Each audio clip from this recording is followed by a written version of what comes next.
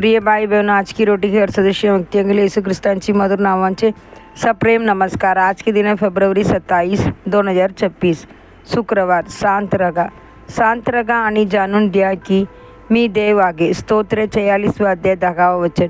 तुमचे हृदय अस्वस्थ असेल, अनेक चिंता तुम्हाला तडपून टाकत असतील आणि काय करावे हे समजत नसेल, तर प्रभूची चरणी शांतपणे बसा। जेव्हा तुमच्या स्वभावती असे लोक असतात की जे प्रत्येक गोष्टीत दोष काढतात, चांगले शब्दही चुकीचे समजले जातात आणि प्रत्येक कृतीवर टीका होते, तेव्हा शांत बसण्याची निवड करा। तुम्ही शांत बसलात तर प्रभू स्वतः तुमच्यासाठी वाद घालेला आणि तुमच्या लढाया लढेल। तुम्ही स्थिर राहिलात तर प्रभू तुमच्यासाठी उत्कटतेने उभा राहिलेला पहाल। आज तुमच्या विरुद्ध वादळ उसळत आहे काय? तुमच्या जीवनाची समुद्र गवळला आहे काय? तुमचे सर्व प्रयत्न व्यर्थ वाटत आहेत काय? प्रभूची उपस्थितीत बसा, मग प्रभू उठून वादळ आणि समुद्राला आज्ञा करील, शांत हो, स्थिर हो, आणि तो शांती आणील। खालील समुद्रावर शिष्य पार जात असताना असेच घडले।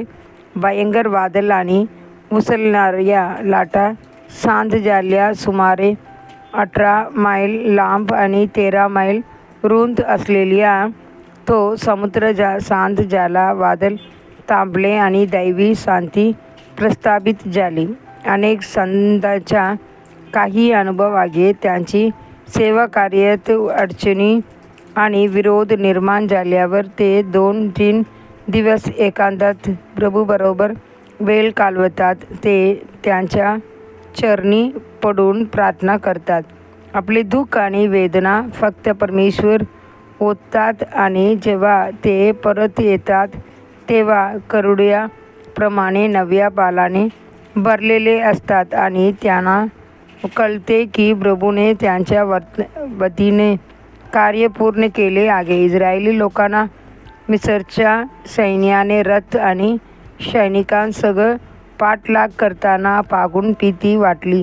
तेव्हा मोसेने काय म्हटले? घाबरू नका, स्थिर उभे राहा आणि आज परमेश्वर तुमच्यासाठी जे तारण करील ते बघा, कारण जे मिस्री तुम्ही आज पाहता ते तुम्ही पुन्हा कधीच बघणार नाही।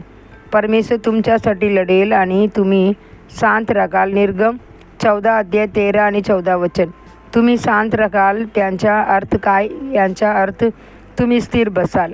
प्रेषित पेत्रही असे सल्ला देतो, फक्त शांत बसणे नव्हे तर नम्र आणि अधीन राहणे।